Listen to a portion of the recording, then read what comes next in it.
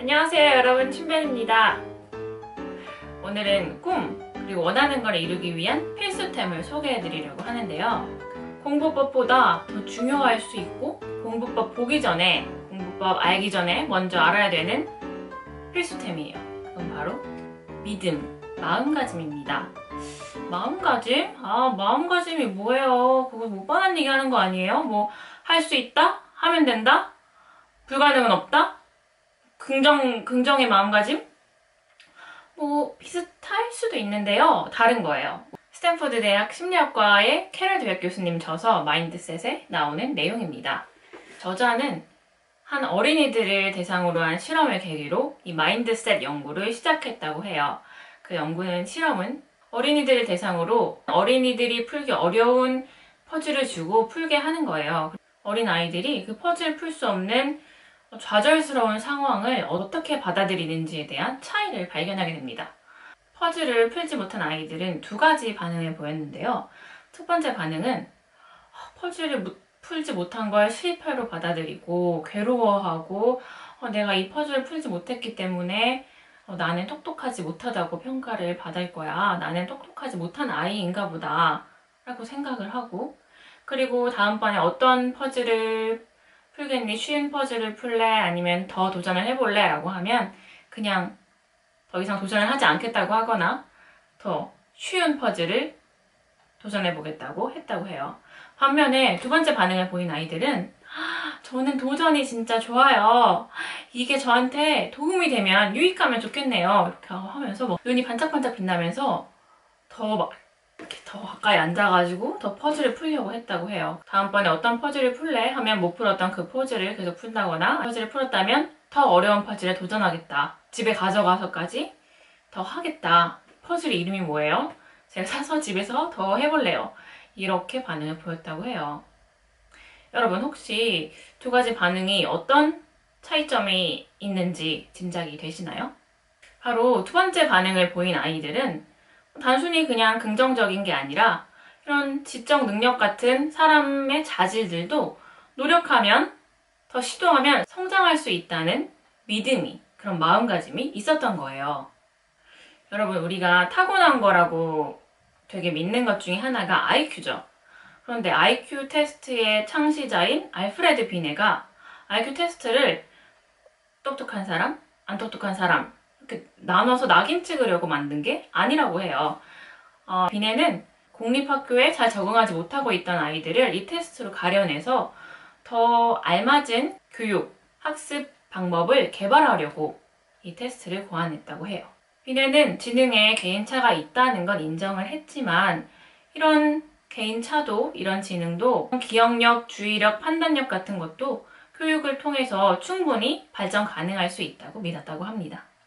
오늘날 대부분의 심리학 전문가들도 인간은 유전적인 요소, 그리고 본성과 후천적인 교육, 환경, 경험이 서로 협력한다고 믿고 있어요. 서로 협력을 할 뿐만 아니라 그런 유전적인 요소, 타고난 요소는 올바른, 적절한 교육, 경험, 훈련, 노력이 투입될 때 비로소 그 유전자와 타고난 자질이 발휘될 수 있다는데 모두 동의하고 있습니다.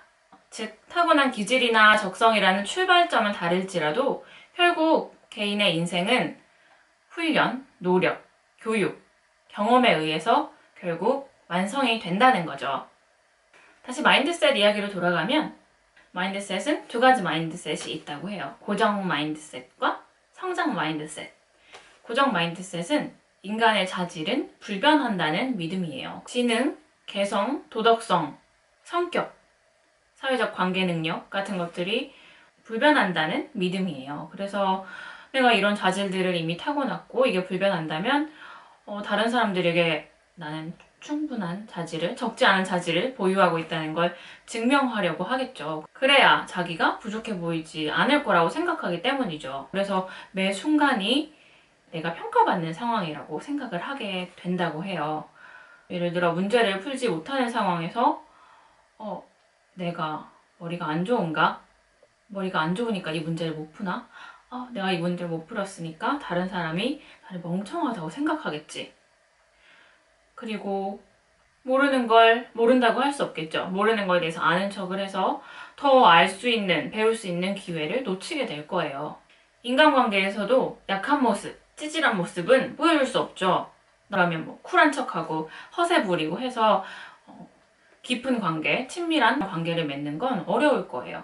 반면에 성장 마인드셋은 현재 가진 자질이 단지 출발점일 뿐이고 노력, 전략, 타인의 도움을 통해서 얼마든지 개발이, 발전이 가능할 수 있다는 믿음이에요. 그래서 자기 상태를 자연스럽게 받아들이면서 배우려고 하는 거죠. 이렇게 생각하면 공부는 단지 시험 점수를 잘 받기 위해서 억지로 하는 그런 공부가 아니게 되죠. 공부는 내가 배움으로써, 열심히 익힘으로써 내가 발전하고 성장하고 또 부차적으로 시험 점수도 잘 나오면 내가 궁극적으로 얻고자 하는 목표를 성취하는 데도 도움이 된다는 생각을 하게 되겠죠. 그러면 공부가 즐거워질 거예요. 내가 배우고 발전하는 과정이라고 생각이 드니까요. 그리고 이런 성장 마인드셋의 사람들은 어떻게 하면 더 발전할 수 있을지 고민하고 자신을 돌아보기 때문에 자신의 강점과 약점을 더 잘 파악할 수 있다고 해요. 그러면 두 마인드셋의 차이가 배움에 대한 열망의 차이를 낳게 되는 것 같죠? 내가 똑똑해 보이고 싶어서 부모님께 나를 증명해 보이고 싶어서 억지로 공부를 하는 사람과 내가 이 공부를 익히고 배움으로써 내가 발전하고 성장하고 결과적으로는 내가 원하는 꿈을 이룰 수 있겠다는 마음을 가지고 공부를 한다면 그 둘은 정말 큰 차이가 있을 거예요. 같은 시간을 공부해도 배움에 대한 동기와 열망이 다르기 때문에 결과적인 시험 점수에도 차이가 나겠죠.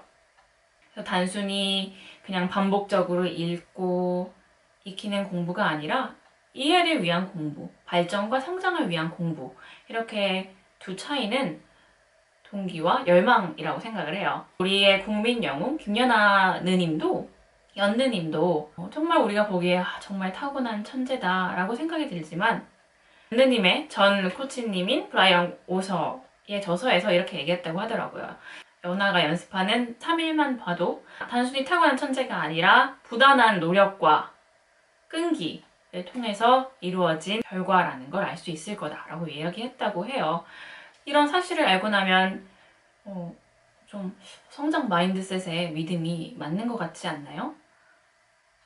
유전자도 있지만 결국에 나의 노력과 훈련과 경험으로 인해서 나의 잠재력이 발휘될 수 있다는 믿음이 오지 않으시나요? 여러분은 혹시 지금 두 마인드셋 중에 어떤 마인드셋을 갖고 있는 것 같으세요? 잠시 제가 상황을 드릴 테니까 한번 들어보시고 본인이라면 어떻게 반응할지 한번 생각해 보셨으면 좋겠어요. 상황입니다. 꽤 열심히 공부한 중간고사 점수가 나왔어요. C+예요. 중고등학생이신 분들은 하위 20%의 점수가 나왔어요. 나 나름 열심히 했는데 좀 기분이 안 좋겠죠? 속상해요. 속상해서 이제 터덜터덜 걸어가다가 발을 헛디뎠어요. 발을 헛디뎌서 계단에서 구르게 됐어요. 계단에서 구르게 돼서 무릎이 까지고 무릎에 좀 피가 나고 멍이 들고 좀 부었어요. 정말 오늘 날이 안 좋네 하면서 집으로 이제 가는 길에 전화기를 꺼내서 친구한테 전화를 했어요. 친구한테 이제 속상한 얘기를 하려고 전화를 했는데 친구가 건성으로 대답합니다. 그래 얼른 들어가. 고생했어. 이런 상황이에요, 여러분. 잠시 일시정지하시고 이 세 가지 상황에 대해서 어떻게 반응을 하실지, 어떤 생각이 드실지, 어떤 느낌이 드실지 한번 적어보세요. 네, 적어보셨나요? 고정 마인드셋인 사람은 이렇게 반응할 거라고 해요. 나 열심히 했는데 난 멍청하네. 머리가 안 좋네. 쉬는 나를 싫어하나? 내 삶은 비참해. 나는 운이 없는 사람이야. 어차피 해도 안 되는 거 다음번에 공부 안 할래. 친구랑 그냥 연락 안 해야겠다. 그 친구 왜 그래? 서운해. 반면에 성장 마인드셋인 사람들은 내가 열심히 했는데 C+네? 그래도 중간고사였잖아. 기말고사를 준비할 때는 좀 공부 방법을 바꾸거나 내가 혹시 덜 열심히 한 부분이 있는지 살펴볼까? 선생님께 한번 말씀을 드려볼까? 답안에 어떤 부분이 문제였는지 아니면 성적이 잘 나오는 친구한테 어떻게 공부하면 좋은지 한번 물어볼까? 라고 하면서 계획을 세우고 계단에서 넘어져서 무릎이 까졌지만 멍이 들었지만 반창고 붙이고 약 잘 바르고 시간이 지나면 괜찮아지잖아요. 더 크게 안 다쳐서 얼마나 다행이야. 다음번에는 계단을 내려갈 때 잘 보고 내려가야지. 그리고 친구는 혹시 안 좋은 일이 있었나? 내가 친구한테 뭐 서운하게 한 일이 있었나? 이야기를 해서 한번 풀어봐야겠다. 이렇게 생각을 할 거예요.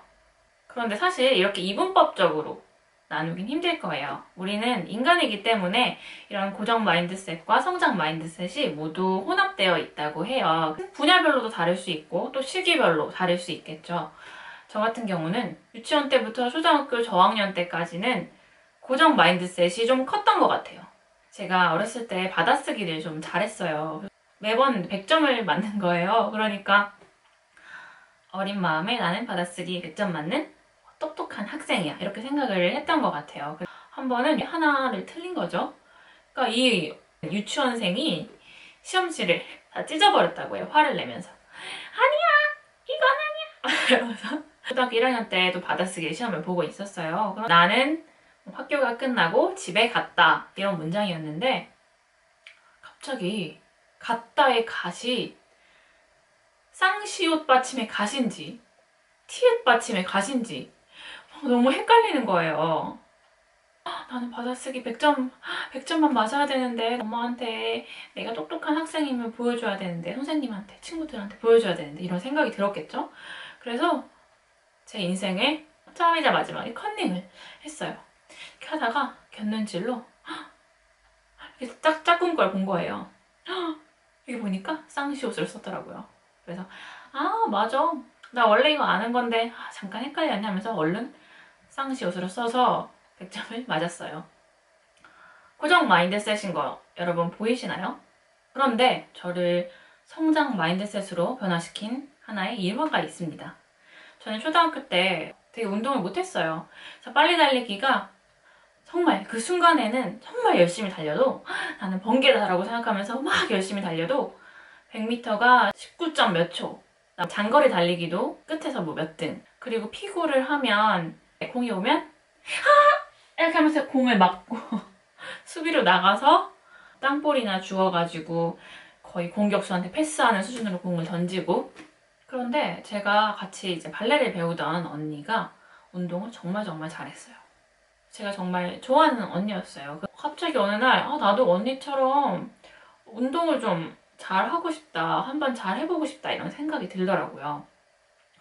그래서 5학년 때 장거리 달리기 때 이번에는 한번 쉬지 않고 뛰어보자 라고 생각을 해서 뛰기 시작했어요. 심장이 아프고 다리가 아프고 숨이 차고 배도 아팠겠죠? 그래도 그 초등학교 5학년의 춘변은 이런 생각을 했어요. 아니야, 죽지는 않을 거야. 죽진 않아 하면서 계속 뛰었어요. 진짜 쉬지 않고 뛰었어요. 그러니까 들어오는데 제가 몇 등을 했을까요? 제가 갑자기 4등을 했어요. 4등을. 끝에서 막 진짜 몇 등 이런 수준이었는데 이런 건가? 도전해서 노력을 하면 좀 되는 건가 보다 이런 생각이 들었겠죠? 그래서 6학년 때 또 한 번의 기회가 왔습니다. 이번에도 또 열심히 해야지 하고 또 열심히 뛰었어요. 죽진 않아. 작년에도 했잖아. 이번에도 할 수 있어. 3등을 했어요. 동메달을 받게 됐어요. 너무 감격적이죠. 뒤에 있던 애가. 그 사건을 계기로 정말 저는 좀 성장 마인드셋이 커졌던 것 같아요. 그리고 또 지난 영상에서 말씀드렸던 것처럼 발레를 하면서도 저는 열심히 한다는 점에 대해서 칭찬을 받았고 또 부모님도 저의 결과를 가지고 칭찬을 하시기보다는 은진이 되게 열심히 한다. 너는 정말 어떻게 이렇게 열심히 하니? 엉덩이가 진짜 무겁다. 이런 점들을 칭찬을 해주셔서 자연스럽게 그런 과정, 노력과 과정에 제가 가치를 두고 중요하게 생각하게 된 것 같아요. 지난 영상에서 말씀드렸던 것처럼 도전도 좀 해보고 도전을 시작하면 정말 할 수 있는 한 최선을 다해서 열심히 하고 그리고 또 이걸 생각하면서 돌아보면 제가 예술 분야에 있어서는 좀 고정 마인드셋의 마음이 더 컸던 것 같아요. 일단 도전할 때는 성장 마인드셋이에요. 하면 되겠지. 예술도 노력하면 되겠지 하다가 몇 년을 좀 해봅니다. 해보다가 결과가 생각만큼 안 나와요. 역시 예술은 타고났나 보다. 이런 생각을 하게 된 것 같아요. 사실 로스쿨 다닐 때는 좀 고정 마인드셋이랑 성장 마인드셋이 그냥 반반 정도 있었던 것 같아요. 열심히 하면 어느 정도는 되겠지만 나는 그래도 저렇게 맨날 A 받는 그런 분들은 따라갈 수 없어. 그런데 이 책을 읽으니까 성장 마인드셋이 지금 조금씩 랩업이 되고 있고 그리고 좀 도전해보고 싶은 큰 꿈이 있어요. 그 꿈에 도전을 해서 정말 열심히 노력해봐야겠다는 마음이 지금 여기까지 차올랐어요. 여러분, 고정 마인드셋을 가지실지 성장 마인드셋을 가지실지는 여러분의 선택입니다. 저는 성장 마인드셋을 가지시기를 적극 추천드리는 거고요. 우리의 잠재력은 아무도 몰라요. 노력하고 훈련하고 경험을 쌓고 제대로 된 교육과 전략을 통해서만 우리 잠재력이 제대로 발현이 될 수 있어요. 꼭 우리가 원하는 게 안 될 수도 있어요. 우리가 모두가 베토벤이 되고 아인슈타인이 되고 연느님이 될 수 있는 거는 아니잖아요.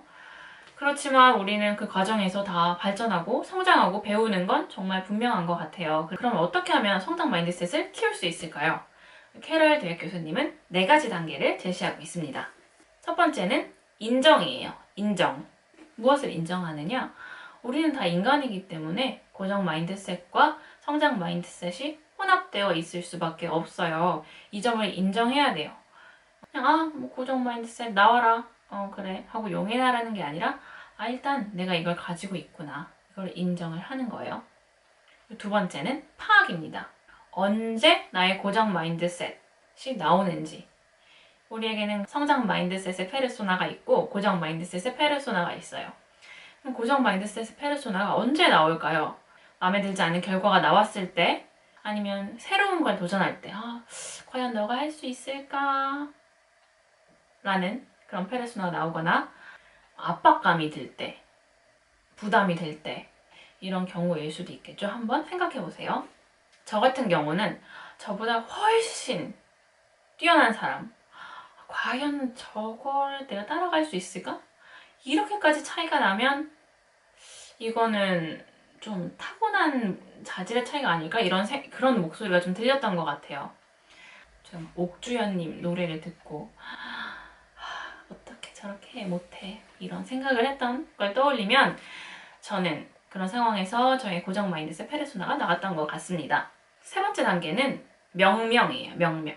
고정 마인드셋 페르소나에게 이름을 붙여주세요. 저는 요행을 바라는 춘변이라는 이름을 붙여주고 싶어요.